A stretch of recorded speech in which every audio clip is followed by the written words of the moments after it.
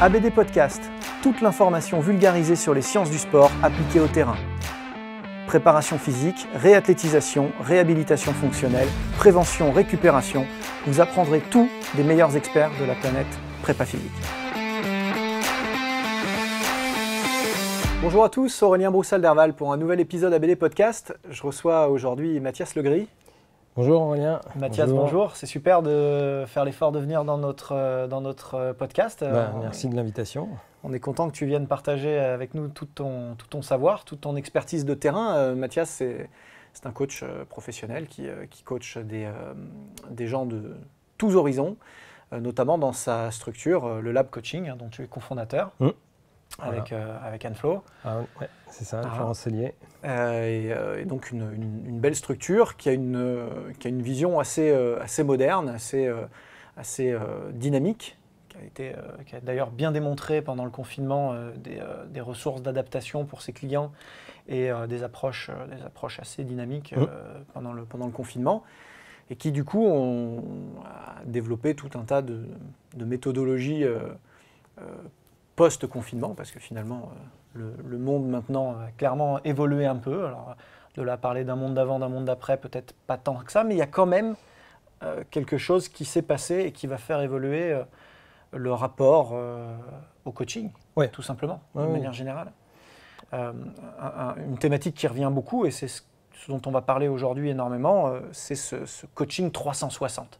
Alors, j'adore ce concept qu'on n'avait pas attendu un confinement, une pandémie mondiale pour développer. C'est plutôt la digitalisation des supports qui nous a permis d'envisager cette idée de coaching 360, mais qui s'est évidemment ultra intensifiée pendant le confinement et qui est devenue maintenant une évidence. Pour toi, le coaching 360, qu'est-ce que c'est ?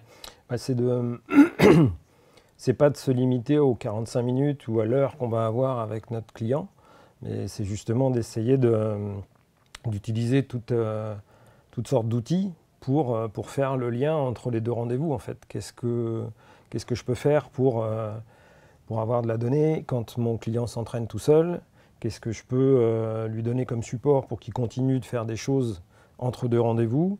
Et puis, donc ça passe par des outils comme des montres connectées, ça passe par des outils comme des plateformes où on va échanger de la donnée sur peut-être du ressenti, sur une notion de plaisir. On va travailler avec des données qui sont adaptées aussi à notre clientèle, avec les outils de mesure qu'ils peuvent avoir, qualitatifs ou quantitatifs. C'est vrai que c'est intéressant. On sent les prémices d'une évolution forte du métier, de mon point de vue, parce que jusque-là, on avait un point A, un point B, début de séance, fin de séance. La personne, elle venait, elle était coincée dans ce slot de temps-là. Ce qui se passe en dehors n'existe pas jusque-là. Alors, on a bien essayé avec des petits RPE, avec des questionnaires, mais il n'y avait pas d'intrusion du coach dans la vie globale de la personne, et donc dans sa santé globale, outre mesure jusque-là. Et si on voulait le faire, c'était une démarche un peu perso du client que de remplir un carnet hors carnet d'entraînement, un carnet de vie quasiment. Oui, un carnet de vie, ou alors une démarche de la part du coach d'alimenter des plateformes en ligne qui existent depuis qu'Internet existe, bien évidemment, mais qui ne bénéficiaient pas à l'époque de ce dont tu as parlé, d'une quantité de données qui proviennent aujourd'hui principalement de nos smartphones et autres bracelets connectés, dont l'Apple Watch fait partie. On peut parler de Fitbit aussi. Toutes ces marques-là qui proposent effectivement de la capitalisation de data, de l'accumulation de data, et qui vont venir enrichir la vision du coach. D'un seul coup, on voit ce qui se passe par ailleurs. Qu'est-ce qui se passe par ailleurs ? Quand je prépare ma séance, quel est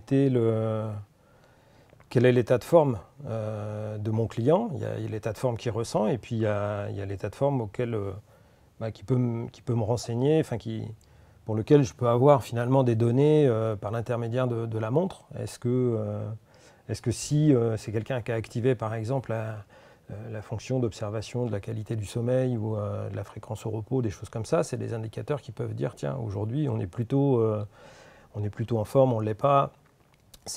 On essaye d'apprécier comment optimiser en fait ces 45 minutes, cette heure qu'on va avoir avec ce client par rapport aux objectifs qu'il a, la fréquence à laquelle on se voit, sa vie active, sa vie de famille. Ah oui. Est-ce qu'on est plutôt dans une période chargée pour lui au niveau du travail? Oui, parce que la dimension de charge, jusque-là, on parlait de charge d'entraînement. Donc effectivement, on va avoir, allez, je dis n'importe quoi, on va avoir 400, 500 kilocalories brûlées dans les 45 minutes, voilà, si on a de la chance. C'est une infime partie des milliers de calories qui sont consommées et ingérées dans la journée, dans la semaine. Et donc, effectivement, beaucoup de gens étaient déçus du résultat. Ils disaient, bah mince, je fais 2 fois du sport par semaine pourtant. Et ça marche pas. Le problème, c'est qu'on ne voit pas tout le reste. On voit pas tout le reste. On travaille sur la petite île de l'iceberg. Ouais. Et puis tout ce qui est sous l'eau, on ne le voit pas. Et là, aujourd'hui... Ouais, il y a ça. Et puis, il y a... alors, tu disais le monde d'avant, le monde d'après. Moi, ce que j'ai observé dans la façon de penser des clients avec qui j'étais en contact pendant le confinement, plutôt dans la deuxième partie, c'est dire « j'ai perdu mon cardio, je commence à prendre du poids, je ne comprends pas, pourtant je m'entraîne tous les jours ». Et en fait, on a touché du doigt, vraiment de façon réelle et évidente, toute la partie activité physique du quotidien qui n'est pas de l'entraînement, qui a été largement diminuée par le fait que on ne puisse plus sortir, en tout cas que voilà, l'activité de simplement marcher, aller chercher son bus, son métro, toute cette activité physique en dehors de l'entraînement a nettement diminué pendant le confinement et on a vu les effets au bout de 2 mois. Oui, bien sûr. Et donc ça a permis là pour le coup de toucher du doigt de façon vraiment concrète. Qu'est-ce qui se passe si je fais que m'entraîner et que je ne bouge pas? Bon, on voit largement que ce n'est pas suffisant en fait. Bien sûr. On l'a montré. Les gens l'ont senti. Les gens ont dit là, sur le cardio, oui, c'est normal. Il y a plein de choses que tu ne fais pas et ce n'est pas que l'entraînement qui concourt à faire l'activité physique globale de la journée. Comme toute évolution, je n'ai pas envie de parler de révolution parce que, encore que le métier puisse vraiment changer profondément suite à tout ça et suite à l'arrivée de tous ces nouveaux outils. Mais comme dans toute évolution, on a des collègues qui sont en grande résistance, tu sais, qui ont parfois peur que le digital, finalement, et que l'outil, les différents outils, on parlait de Fitbit, voilà, ou des supports d'entraînement digitaux comme XFIT, par exemple, on en parlera peut-être un petit peu tout à l'heure, parce que je crois que tu utilises cette plateforme, vont venir concurrencer notre activité de coach. Or, la vraie valeur ajoutée dans tout ça, le lien, c'est l'expert. C'est l'expert, c'est le coach. Je peux avoir c'est un peu comme les agrès qu'on va utiliser. Je peux avoir les meilleures bandes élastiques, je peux avoir les meilleurs poids, les meilleures barres. Ça ne suffit pas parce qu'entre le client et l'agrès, il y a un truc, il y a quelque chose, c'est la méthode, et ça, c'est le coach qui l'apporte. C'est l'expertise. Et pour moi, les outils qui sont autour du client et qui aident, c'est vraiment une aide à la prise de décision. À la prise de décision, voilà, à l'ajustement. C'est ça. Et à mieux savoir ce qu'il en est de l'état de forme, de l'ensemble. Voilà, d'avoir une vue un peu plus globale, sans oublier le fait que, et c'est un piège dans lequel on peut tomber facilement au début, enfin moi je suis tombé dans ce piège-là, de vouloir tout renseigner, tout maîtriser, etc. Et en fait c'est pas possible, en tout cas c'est pas possible avec tout le monde. Il y a des clients qui n'ont pas envie de passer sur une plateforme, renseigner ce qu'ils ont fait. Il y a des gens qui au contraire vont vouloir tout voir, la moindre truc, ce sera sur la montre, etc. Et entre ces deux extrêmes, il y a un besoin. Et en fait, c'est là que ça commence. En fait, quel est mon besoin par rapport à cette personne? Est-ce qu'avec cette personne, je vais juste avoir en fait, un ressenti en fin de séance et en fait un ressenti la veille ou le matin de la séance en disant c'est quoi ton état de forme aujourd'hui? Voilà, mon état de forme c'est ça. Et c'est tout ce que j'obtiendrai de cette personne parce que c'est pas c'est comme ça qu'elle décide de me donner l'info. Et puis il y a d'autres personnes pour lesquelles j'aurais Alors c'est vrai que c'est un peu contraignant, hein, et c'était vraiment très contraignant. Pour moi, le confinement a plutôt joué un rôle de catalyseur, de prise de conscience des clients, des coachs. Et d'ailleurs, je salue la réactivité de notre industrie qui s'est emparée très vite des outils Zoom, Teams et compagnie pour coacher à distance tout de suite, et que le spectacle continue en quelque sorte. C'est ça. J'étais assez fier de ça, parce que beaucoup de secteurs n'ont pas su faire ça, ils se sont purement éteints. On peut penser à l'édition, on peut penser à l'éducation nationale, on peut penser à la justice, on peut penser à plein de secteurs qui n'ont pas eu cette agilité que nos coachs ont eu. Donc ça, c'est super. Vrai. Et c'est vrai que jusque-là, on n'avait pas forcément conscience que c'était là possible tout de suite. Maintenant, on peut faire cette approche totalitaire, 360 du coaching. Et ce sont des opportunités de business, hein. On va se dire les choses, on est entre pros, on va se dire les choses très clairement. C'est l'opportunité de créer des nouveaux produits de notre point de vue. Clairement. De la même manière on prenait cet exemple-là en préparant ce podcast, de la même manière qu'on a un avocat qui va vous facturer un type de service, voilà, une lettre c'est ça, une défense c'est ça, une création de société c'est ça. Eh bien, nous, peut-être qu'on n'avait qu'un seul produit jusque-là, c'était le coaching. C'était nous. C'était nous, le coaching, le face-à-face pédagogique.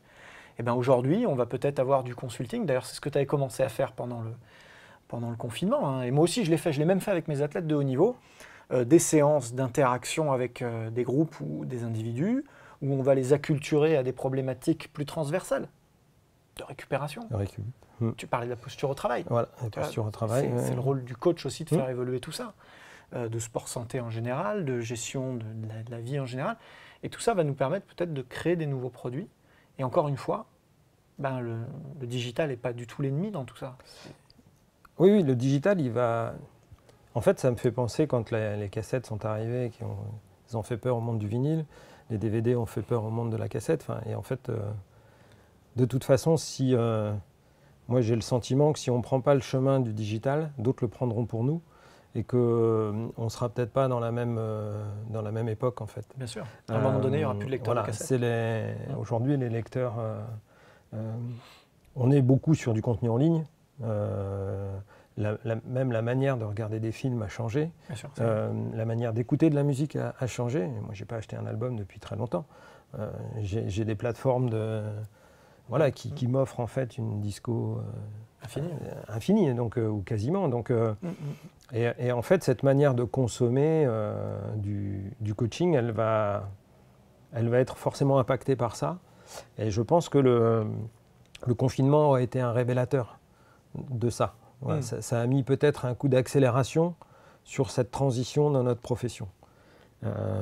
Et comme tu le dis, en fait, alors, est-ce que c'est dû au fait que c'est quand même une population de coachs qui est relativement jeune, donc plutôt acculturée à la nouvelle technologie, et que du coup, ils ont tout de suite été sur la réactivité pour proposer des contenus, soit Zoom, soit des lives, soit avec les réseaux sociaux, etc.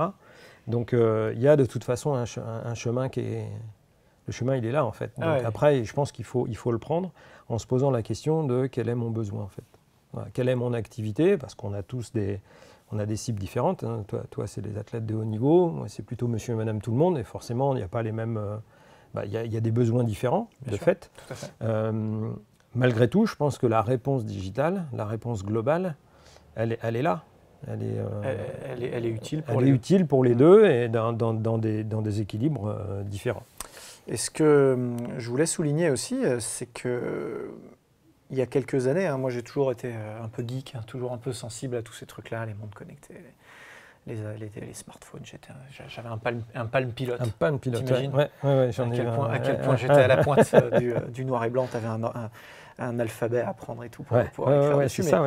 J'étais déjà digitalisé très très tôt, si tu veux. Mais n'empêche que là où il y a un avant, un après, c'est justement sur cette notion de big data. C'est-à-dire qu'il y a eu une phase où on se grattait un peu la tête en se disant, bon, quand même, d'abord, rentrer toutes les datas à la main, ça prend quand même beaucoup de temps. Même les extraire prenait du temps dans une deuxième phase et les capitaliser. Et puis surtout, les analyser et en tirer de l'info. Tout ça prenait énormément de temps pour finalement avoir une quantité de data tellement grande qu'on avait un mal fou à sortir l'information qui nous intéressait pour nos 45 minutes. C'est ça qu'on veut. C'est ça. Et ce qui change énormément avec tous ces objets connectés, c'est qu'ils enregistrent en permanence, non pas seulement nos constantes, non pas seulement nos data, mais celles du monde entier. Et du monde entier dans notre classe d'âge, dans notre ethnie, dans notre sexe, dans notre ville, dans notre métier. Et que peu à peu, ils vont croiser toutes ces données de plus en plus pour sortir de la data utile. Et tout ça est fait naturellement, poussé vers le nuage systématiquement, et traité maintenant par des plateformes collaboratives, qui mutualisent les datas de tous les systèmes. Avant, c'était cloisonné. Je me rappelle, je travaillais avec Polarteam, que tu as dû utiliser, qui est fantastique, mais c'était Polarteam. Voilà. Puis si tu voulais rajouter de la data sur la respiration, tu rajoutais un exoskin. Puis si tu voulais t'empiler les trucs, à la fin, c'était juste injouable. C'était une vraie phase de transition. Aujourd'hui, effectivement, il y a des plateformes indépendantes. On parlait d'Xfit tout à l'heure. Tu pourras peut-être nous dire ce que tu en penses, qui permettent d'aller chercher de l'info sur Fitbit, sur Apple Watch, sur ton smartphone, et d'enrichir la fiche de ton client, qui au fur et à mesure cumule de la data, et puis plus il reste avec toi. Et plus on a une donnée qui est fiable, et puis plus on connaît le client, plus on va mettre en corrélation en fait, les datas avec son rythme de vie. J'ai des clients qui ont une saisonnalité dans leur travail. Je prends un exemple, un expert comptable, il a une période fiscale qui donne un surcroît de vraie charge globale. Surplus de charge mentale, de stress, d'amplitude horaire, et globalement ça se lie sur la data en fait. Donc après, ça permet aussi d'aller plus vite et de savoir et d'anticiper, et de se dire bon là on va rentrer dans la période fiscale, donc voilà ce qu'on va pouvoir. Voilà les indicateurs que tu vas monitorer. Voilà, c'est ça. Donc on va être plus précis parce qu'on aura de l'expérience, du retour d'expérience qu'on va pouvoir corréler avec les facteurs qui sont qualitatifs et qui sont liés en fait à la vie de tous les jours du client. Et on y revient du coup, la valeur ajoutée dans tout ça, c'est toi. C'est-à-dire que le Xfit, tout bien branlé qu'il soit, c'est pas lui qui va être là pendant les 3 quarts d'heure. Voilà, c'est ça. Oui. Et là, moi j'estime qu'une séance réussie, c'est quand on a su mettre la bonne intensité par rapport à la forme du jour, et pas quand on a fait absolument ce qu'on avait prévu de faire, parce qu'il y a eu un imprévu, parce qu'il y a eu quelque chose, et que j'ai de la donnée pour pouvoir anticiper ça. Tout simplement quoi. Et puis je crois que toi tu avais déjà un pied là-dedans même avant le digital, puisque tu as toujours eu cette philosophie de donner des devoirs aux gens. Parce que pour beaucoup de coachs, on fait la séance. Et puis alors qu'en fait on est performance driven aussi, on est le syndrome Jean-Claude Van Damme, excuse-moi, on est propulsé, poussé vers la perf et par la perf, quel que soit le niveau, qu'on soit sur de l'élite, de la pré-élite ou du personal training. Finalement, ce qui est vraiment important, c'est que les gens progressent, c'est que les gens atteignent leurs objectifs. Sinon, c'est un facteur d'arrêt. Et à l'inverse, s'ils y arrivent, c'est un facteur de fidélisation du client. Et donc, effectivement, ça paraît, dit comme ça paraît d'une simplicité affolante, quoi. Donner des devoirs aux gens entre les séances. Et pourtant, la plupart des clients en personal training, ils font 1, 2, peut-être 3 séances, mais c'est déjà très rare, par semaine. Donc il est évident que si on veut vraiment les faire progresser, il faut qu'on soit au moins à ces 3 séances. C'est obligatoire. Et c'est clair que le coaching 360, c'était déjà, quoi. Oui. Les devoirs, c'est une des premières questions que je pose en fait quand on établit un contact avec un client sur un suivi potentiel. De toute façon, il y a le facteur budget qui est évident. Et puis après, il y a qu'est-ce que vous pensez être capable de faire tout seul. Et ça, en fait, il y a des gens qui sont pleins de bonne volonté. Et puis, alors au début, jeune coach, on prend beaucoup de temps, on prévoit des choses. Voilà, donc du coup, je vais te faire 2 séances, 3 séances. Et avec ça, tu vas voir, on va vraiment y arriver, etc. Et puis finalement, on se rend compte assez rapidement que tout le monde n'est pas capable de s'entraîner tout seul. Et que donc, là aussi, c'est intéressant de placer le bon curseur. Ouais, un traitement différencié selon les gens qui sont réceptifs là, pour le coup, on peut à pas l'idée de standardiser. travailler chez eux tout seuls et ceux qui doivent être tenus à bout de bras. C'est ça. Il y a des gens qu'on... Et en fait, maintenant, je commence assez rapidement, en début de prise en charge. Je donne 3 exercices à faire, très simples, entre les 2 premières séances. En tout cas, entre les premières séances, je donne un temps d'exécution qui est très court pour que l'excuse, entre guillemets, du temps disponible n'en soit pas une. Et puis on voit. On voit à partir de là ce qui est possible de faire. Est-ce qu'on va garder ces 3 exercices? Est-ce qu'on va pouvoir en faire 5? Il y a aussi, on cherche avec la personne comment on peut la placer dans sa journée. Il y a des gens qui vont dire, ah, non, moi, le matin, c'est pas possible. C'est juste... Par contre, à un moment donné, je vais faire cette activité-là. Peut-être c'est intéressant de le rattacher à cette activité-là que tu as de toute façon tous les jours, ou en tout cas régulièrement, et à laquelle on peut se rattacher. Voilà, c'est d'essayer de trouver après ça. Et donc, oui, c'est comment j'optimise en fin de compte la prise en charge, et c'est un peu ce que font de plus en plus les kinés depuis déjà plusieurs années. Ils nous expliquent bien qu'eux, ils nous ont 1 heure, et que ce n'est pas simplement en nous ayant 1 heure qu'ils vont réussir à bien bosser, mais c'est si on arrive, nous, à faire ce qu'ils nous demandent de faire entre 2 séances. C'est là, le game changer, il est là. Et donc, c'est la même approche, sauf que pour le coup, on commence à être de plus en plus outillé pour pouvoir le faire. Et donc, c'est ça qui est intéressant. Et après, ça agit aussi, c'est des facteurs qui peuvent... ça peut agir sur les facteurs de motivation. Le fait d'être suivi, d'avoir une présence, c'est indéniable. D'ailleurs, on fera un petit épisode spécifique sur la motivation, ça va être mais c'est clair que c'est un des outils qui peut aider à se sentir appuyé, soutenu, et que ce ne soit pas une demande de la part du client. C'est-à-dire que si j'ai de l'info qui tombe, on peut envoyer ouais, bravo, bien joué, c'est bien. Voilà. Du coup, on est là et on apporte aussi la motivation par le sentiment d'être plus suivi peut-être. Il y a des gens pour qui c'est important d'avoir ça. Il y a des gens qui ne vont pas vouloir du tout être là-dessus parce que pour eux c'est intrusif. Mais il n'y a pas de toute façon... Il n'y a rien d'exclusif. Il y a autant de cas que de personnes différentes. Il n'y a rien d'exclusif. Voilà. Et donc c'est en ça que de toute façon l'outil digital ne viendra pas remplacer notre métier. Parce que... non, il va l'alimenter. Il va l'alimenter, ça va être une aide. Même après, moi j'ai des gens, tu peux me renvoyer la vidéo de ce qu'on a fait, etc. Donc moi maintenant, comme je commence à avoir plus de personnes un peu en visio, ça permet aussi ça, c'est de dire, écoute, si on enregistre, comme ça tu vas garder le support derrière et tu vas pouvoir refaire la séance en ayant les mêmes conseils, en te regardant aussi, tu vas pouvoir... et puis ça nous garde une trace de la qualité du geste, de la progression sur l'aisance. En fait, c'est un vrai test aussi. C'est un vrai test. Pour le coup, c'est technique. C'est ça. Et tu prenais l'exemple de cette cliente là qui. Oui, c'est ça qui me dit. Même pas. Qui ne percevait pas. On faisait des pompes et l'objectif c'est d'arriver à une amplitude qui était plus grande que juste la tête qui avance. Et quand on a atteint cet objectif, elle m'a dit mais pourquoi on fait des options faciles aujourd'hui? Mais non, en fait, on n'a pas fait une option facile, c'est que tu as gagné suffisamment en force et en aisance gestuelle pour ne plus ressentir la difficulté, ce qui est quand même un palier de progression. Un vrai benchmark. Ouais. Et c'est là que notre rôle il est important parce que cette personne, elle était vraiment dans l'idée de...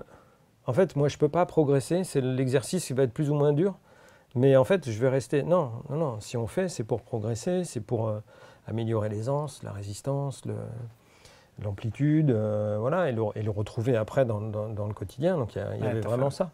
Et là, avec une vidéo, c'est marquant. Je veux dire, les premières vidéos, il n'y a que la tête qui bouge sur les pompes. Ensuite, on descend jusqu'au sol. Bon, et même dans le ressenti, en fait, des fois, moi j'aime bien à la fin d'un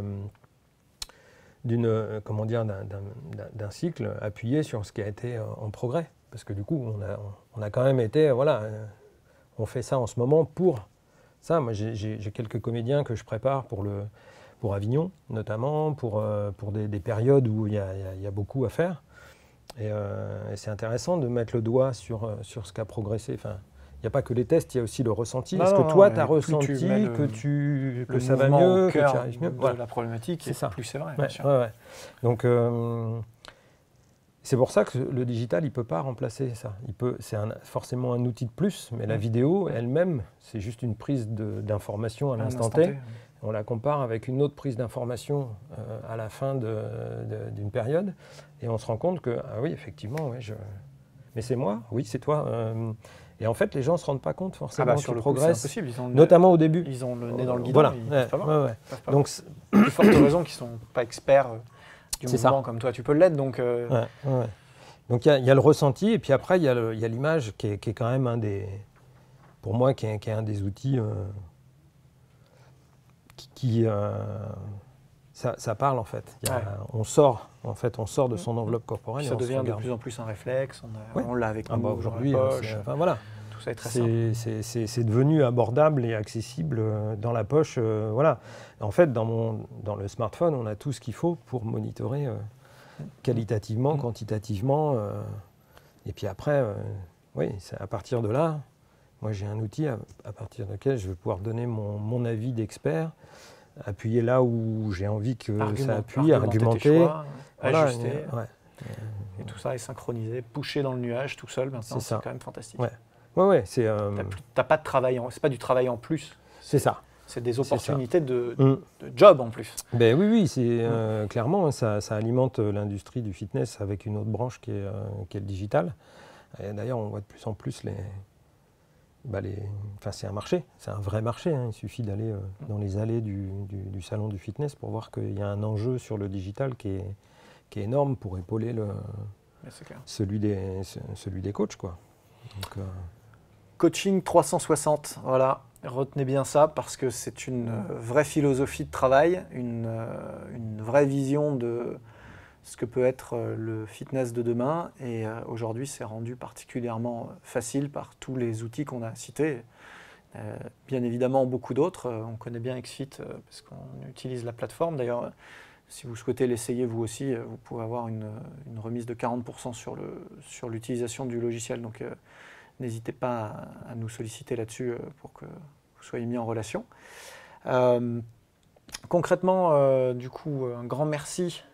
Pour merci ce à temps toi passé et pour ces lumières. J'espère que ça va éclairer des amis coachs sur des possibles liés à tous ces outils. J'en profite quand même simplement pour rappeler que tu viens de sortir un livre. C'est suffisamment marquant dans la vie d'un homme pour que ce soit rappelé. Il paraît qu'il faut faire 3 choses dans sa vie. Je ne sais pas si tu es au courant de ça. Il faut faire un enfant, planter un arbre et écrire un livre. Il faut que je plante un arbre. Donc, comme moi, il me reste ça aussi à faire.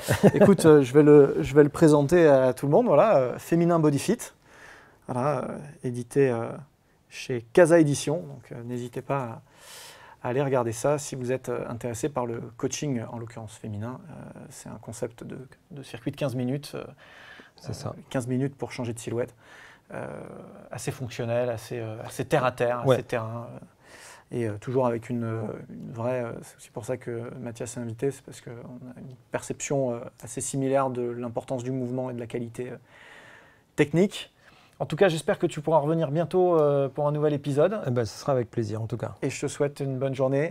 Vous nous écoutez sur tous les réseaux de podcast, sur Spotify, sur Deezer, sur Google ou sur Apple. Vous nous regardez sur YouTube, éventuellement même en version augmentée sur mon site web. Et ce podcast est issu d'une trilogie, et vous pouvez avoir cette trilogie et bien plus encore avec tout un tas d'épisodes inédits sur le e-campus de transfert. N'hésitez pas à aller y faire un tour. Je vous remercie pour votre fidélité et à très bientôt. C'était ABD Podcast, votre émission 100% préparation physique et sciences du sport. Abonnez-vous, suivez-nous, partagez-nous. Écoutez-nous sur Google Podcast, iTunes, Deezer, Spotify. Regardez-nous sur YouTube ou directement sur www.broussal-derval.com.